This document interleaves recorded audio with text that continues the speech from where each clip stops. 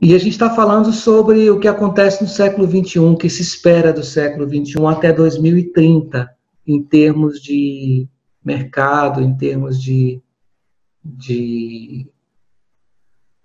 da forma como as coisas se mostram no mercado de trabalho, na sociedade, nos relacionamentos, no, no desenvolvimento que vai acontecer.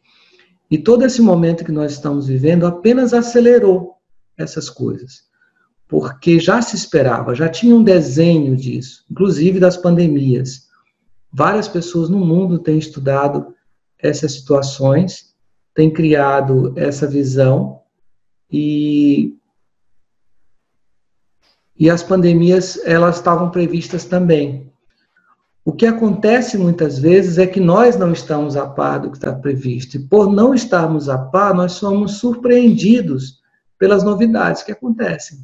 Aquilo que é novo, que não estava no nosso radar. E isso nos assusta. E isso muitas vezes nos atrapalha.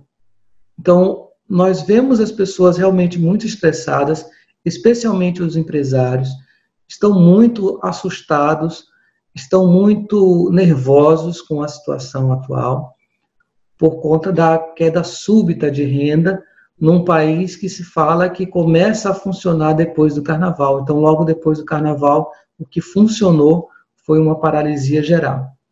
Então, é assustador mesmo você estar há 4 meses sem uma produção adequada, sem um retorno adequado do seu investimento, do seu trabalho, do seu esforço.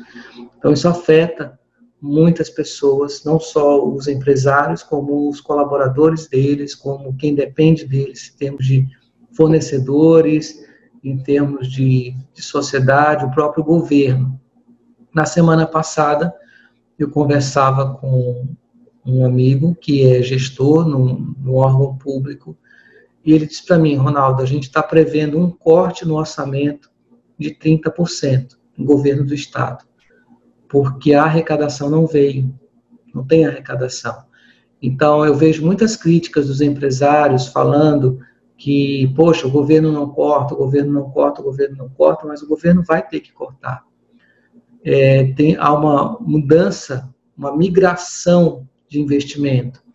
Aquilo que iria ser distribuído para várias outras coisas, para infraestrutura, por exemplo, para crescimento da folha e tudo mais, de repente passa a ser destinado para a saúde, para a prevenção, para a compra de medicamentos, para leitos hospitalares, para o pagamento de horas extras das pessoas que estão trabalhando na saúde. Então, é um contexto muito complexo. E se cada um de nós olhar apenas a sua própria necessidade ou dificuldade, o seu próprio momento, isso pode não ser uma boa medida, um bom olhar, porque vai ser muito parcial. Então, a visão sistêmica que é necessária nesse momento, que nós precisamos construir nesse momento, ela vai nos libertar mais cedo dos problemas que nós temos enfrentado. E o que é a visão sistêmica? É a capacidade que nós temos de olhar um ponto e identificar todos os fatores que estão em torno dele. Um exemplo muito simples.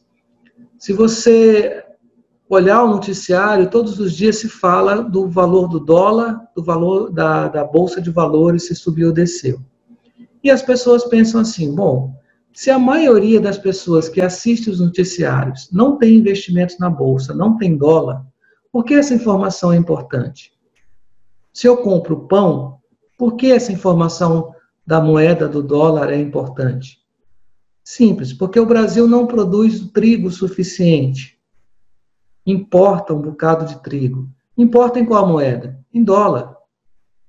E aí eu tenho o frete. O combustível, ele sofre variações de preço conforme o preço do dólar, porque a produção de combustível no Brasil, de petróleo, ela é refinada fora do Brasil, boa parte dela, ela é vendida para o mercado exterior. Então, ela precisa ter um preço em dólar.